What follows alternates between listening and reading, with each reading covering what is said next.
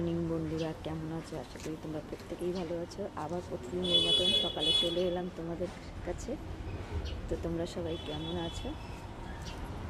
তো আমি দেখো সকাল সকাল ছাদে চলে আসলাম, এসে একটু দেখছি ছাদে এসে দরজা খুলে করবো। প্রথমে ছাদেই আসলাম।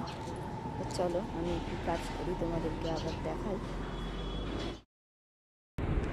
তো ঘরে চলে আসলাম, এসে এখন চা বসিয়ে বিছানায় এসে বসলাম। এখন মেয়ে ঘুম থেকে উঠবে, উঠে মেয়েকে রেডি করে দেবো। আমাকে রেডি করতে হয় না, যেহেতু মেয়ে নিজেই রেডি হয়ে স্কুলে যাবে। কালকে অনেক রাত অব্দি প্রজেক্ট করেছে, তাই আমাকেও বসে থাকতে হয়েছে। তো বেশিক্ষণ ঘুমোতে পারিনি, চোখে কিন্তু প্রচণ্ড ঘুমো, কিন্তু 4-5টা অব্দি রাত্রিবেলা পড়ে। ও সকালে পড়তে পারে না, খুব রাত করে পড়াশোনা করে। ওর সঙ্গে সঙ্গে আমাকেও বসে থাকতে হয়। মাঝে মধ্যে আমিও পড়াশোনা করাই, তখন রাত অব্দি করে পড়া। খুব চোখে ঘুম, কিন্তু কিছু করার নেই। জামা কাপড় কাচতে হবে, কাজ করতে হবে। ওদেরকে না ডাকলে ওরা স্কুল কামাই করে দেবে। ওদেরকে সকালে উঠে ডাকতে হয়, বাবা আর মা মেয়েকে। দুজনেই ঘুমোচ্ছে, এখন ছা করে ডাকবো। চলো তারপরে মেয়ে রেডি হয়ে স্কুল যাই, তোমাদেরকে দেখাচ্ছি। তো ঘরে চা নিয়ে চলে আসলাম, বিছনায় বসে দেখো সকালবেলা চা খাই আমি। চা আর দুটো বিস্কুট নিয়ে বসলাম।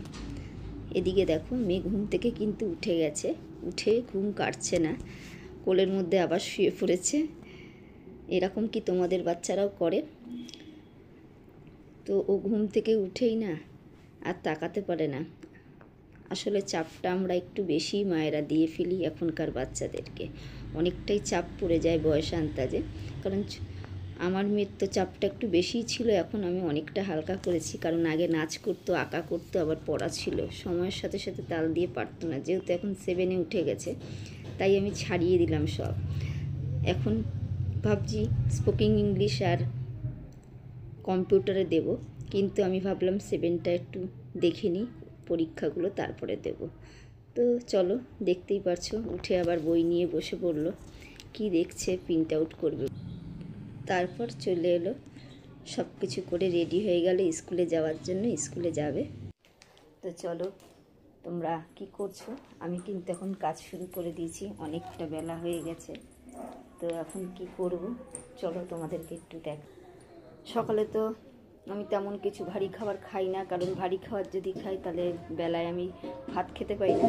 তাই জন্য এখন আমি একটু দুধ আর পাউরুটি খাবো, তারপর আমি জামা কাপড় কাচাকাচি করবো। তো চলো দেখো আমি কি করছি। দেখো পাউরুটি এনেছি বন্ধুরা, পাউরুটি খাবো।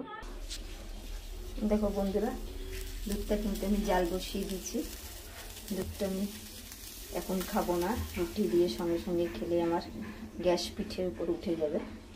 প্রচণ্ড পরিমাণ দুধ আর পাউরুটি একসাথে খেলে গ্যাস উঠে যায় আমার পিঠে। তো সেই জন্য খাবো না, এটা একটু পরে খাবো। পাউরুটিটা এমনি খাবো, তারপরে পরে এক গ্লাস দুধ খেয়ে নেবো। তো বন্ধুরা, তোমরা সবাই কি করছো? আমি কিন্তু কাজ শুরু করে দিয়েছি অনেক তাড়াতাড়ি। অনেক কিছু জামা কাপড় একটানা কাচা হয়ে গেল, আবার কিছুটা কাচবো।